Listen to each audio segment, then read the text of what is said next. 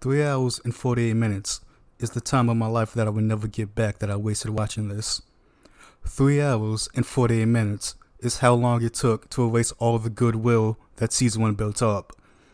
Now, I know I'm a little late, Genlock season 2 came out a while ago, and I'm just getting to it now, and it's been enough time for me to hear all of the terrible things and whispers of how bad it was, but I didn't want that to scare me away. I wanted to watch it for myself, to judge for myself, and I've been scared away from other shows when I've heard it's bad. Like, I haven't watched Darling in the Franxx because I heard it ended terribly. I haven't watched Tokyo Ghoul because I've heard season 2 is bad. But I'm like, I'm paying for a first membership, so I might as well watch it, right? And so, first off, anybody who has ever said that a Rooster Teeth property is better out of their hands, apologize. Like, right now. Apologize to anybody who you said that to, whether it's the company, any of the writers of Ruby. I don't care. Say you're sorry if you haven't already. Because HBO they gutted this show. They killed it on literally every front. Hey, but you know what there was? What HBO is always good at, and what they want to put in and just shove into every little show they have? Unnecessary sex scenes. Not once, but twice. Like, I don't need to know the size of Miranda's bush or what Jody and Sinclair's dick looks like, okay? That just, it's not something that ever crosses my mind, okay? And I don't need to see it. Like, okay, you know what? Now that I'm even thinking about it, why did we see Sinclair's dick? Like, no one else is naked in their mind space. Do they just want us to see it that bad? Like, I don't get it. I don't get it. And the scene with Kazu and Val, it comes at the weirdest time. Like, Chase is fighting his whatever demon conscious, and they're just getting it on. Like, it just switches back and forth between the two. It's like, how am I supposed to feel in this moment? It's weird. I don't get it. Oh, and let's not forget HBO's other specialty, just random gore and senseless death. Like, Leon just died, and they just go, well, anyway, and move on. Like, I guess this is the reason that they used to go after Sinclair like they did, but still, it's just like, that played such a role in season 1, just Leon sacrificing him being GL compatible and saving the day in the end. And it just, nope, he's dead. Maybe it's got something to do with Gray and him not being there to voice him. I don't know. Still. And even with that, the Potterly just ends up firing on their own people. And did they just kill Jody? Like, again, no reason. I feel like they're doing this just to say they have a body count, just to say that they're all stakes. And it's like, watch out. You don't know what's going to happen. Nobody's safe.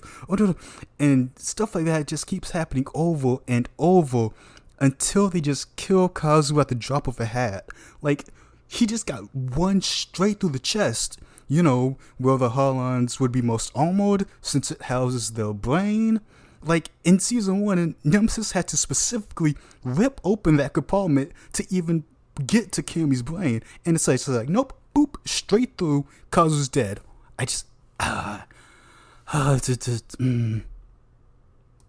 And you know what? None of what I've said is the worst part of it.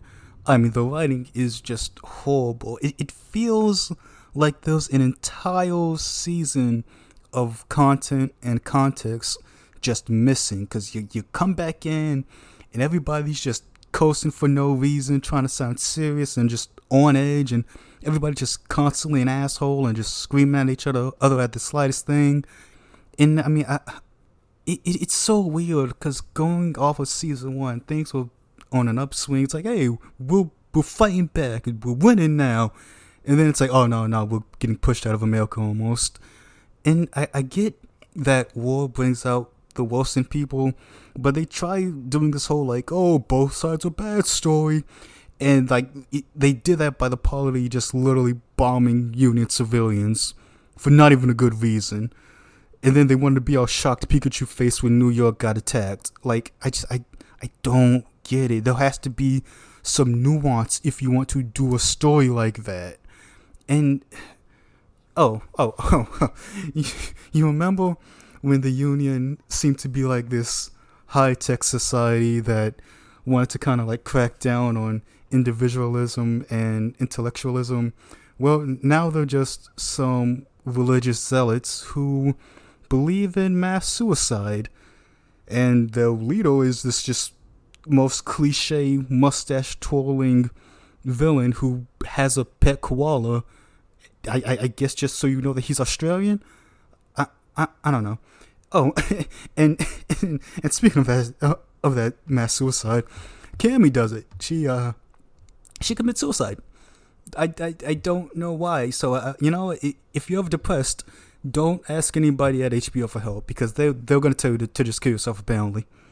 Yeah, and there's tons of stuff that has been resolved in season one, or has been talked about in season one, that's just now changed, or I guess retconned in a way. I mean, like the season literally starts out with Chase being afraid of Mindshare again. Like, we went through this already back in season one. It was literally the finale of season one. He's like, okay, hey, I'll let you into my mind. We defeat Nemesis in this cool little sequence. We're good.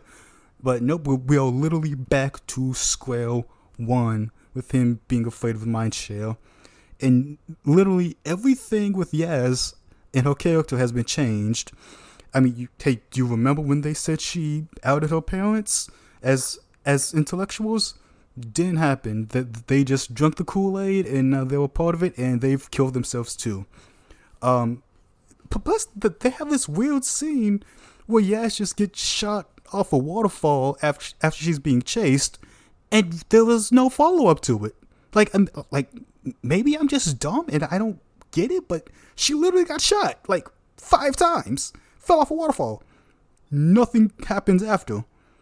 Not to mention that her relationship with Chase is just dropped. I mean, I say relationship kind of in quotation marks, but it seemed like she was developing feelings for him, and that's never mentioned again. And actually, kind of Chase's relationship with Miranda is dropped. I mean, it's never mentioned again.